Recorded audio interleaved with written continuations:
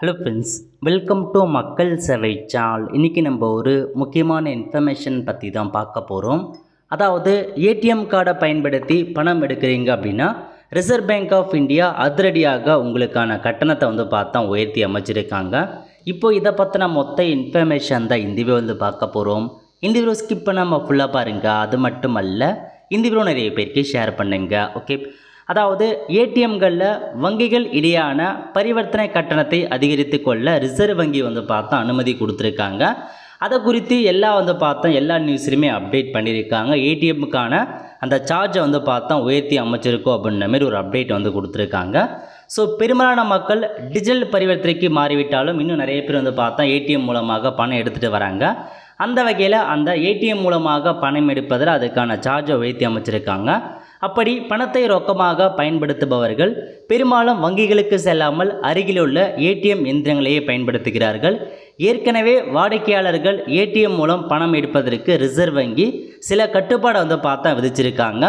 இதன்படி வேறு வங்கி ஏடிஎம்களை பணம் எடுத்தால் ஏடிஎம் பரிமாற்ற கட்டணமாக 17 ரூபாயும், பேலன்ஸ் செக் செய்வது போன்ற மீதி இருக்கிற டிரான்சாக்ஷனுக்கு 6 ரூபாய் பார்த்தா கட்டணம் வசூலித்து வந்தாங்க. ஸோ இதுக்கு முன்னாடி எந்த மாதிரி ரூல்ஸ் இருந்துச்சு அப்படின்னா, அதாவது இப்போ நீங்கள் ஒரு பேங்க் ஏடிஎம் வச்சுருக்கீங்க, அந்த பேங்க் ஏடிஎம்மை தவிர்த்து வேறு பேங்க்கில் உள்ள ஏடிஎம்மில் பணம் எடுக்கிறீங்க அப்படின்னா உங்களுக்கு 17 ரூபாய் நீங்கள் ஒரு வித்ட்ரா பண்ணுறீங்க, ஒரு அமௌண்ட் ஏடிஎம்மில் எடுக்கிறீங்க அப்படின்னா 17 ரூபாய் சார்ஜாக பிடிச்சாங்க.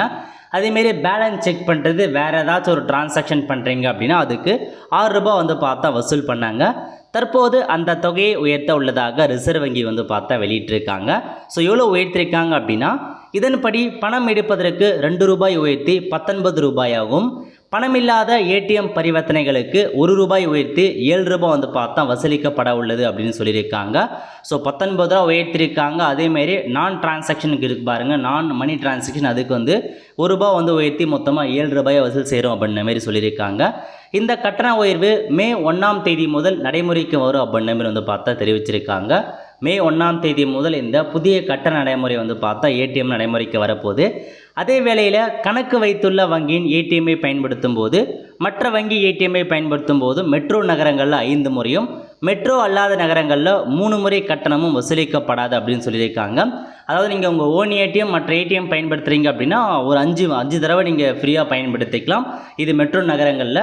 நான் மெட்ரோ நகரங்களில் 3 முறை நீங்கள் இலவசமாக பயன்படுத்திக்கலாம். அதுக்கு உங்களுக்கு சார்ஜ் பிடிக்க மாட்டோம். அதுக்கு மேலே போகுதுன்னா மட்டும் உங்களுக்கு நாங்கள் இந்த அமௌண்ட்டை பிடிப்போம் அப்படின்னு சொல்லியிருக்காங்க. இதான் பார்த்தா ஆர்பிஐக்கான ரூலு. ஸோ 5 தடவை நீங்கள் பார்த்தா ஏடிஎம் மூலமாக பணம் எடுத்துக்கலாம். அதுக்கு மேலே போகுது அப்படின்னா மட்டும் உங்களுக்கு சார்ஜ் வாங்க. இது பார்த்தா மந்த்லி இவ்வளோ நீங்கள் எடுத்துக்கலாம் அப்படின்ற மாதிரி சொல்லியிருக்காங்க. ஸோ 3 தடவைக்கு மேலே நீங்கள் எடுக்கிறீங்க அப்படின்னா உங்களுக்கு ஒரு வித்ராக்கு 19 ரூபா பார்த்தா அமௌண்ட்டு பிடிக்கிறாங்க ஒரு டைம் நீங்கள் ஏடிஎம்மில் எடுத்தீங்க அப்படின்னா.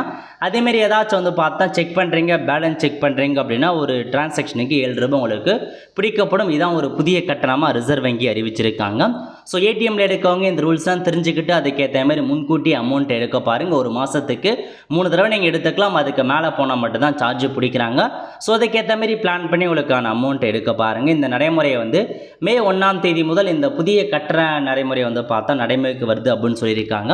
ஸோ வெயிட் பண்ணி பார்க்கலாம். ஓகே, அவ்வளோ ஃப்ரெண்ட்ஸ். ஸோ இதான் உங்களுக்கான இன்ஃபர்மேஷன். கண்டிப்பாக இந்த வீடியோ பிடிச்ச லைக் பண்ணுங்கள். அது மட்டும் அல்ல, இந்த வீடியோ நிறைய பேருக்கு ஷேர் பண்ணுங்கள். அடுத்த ஒரு நல்ல சந்திப்போம். நன்றி, வணக்கம்.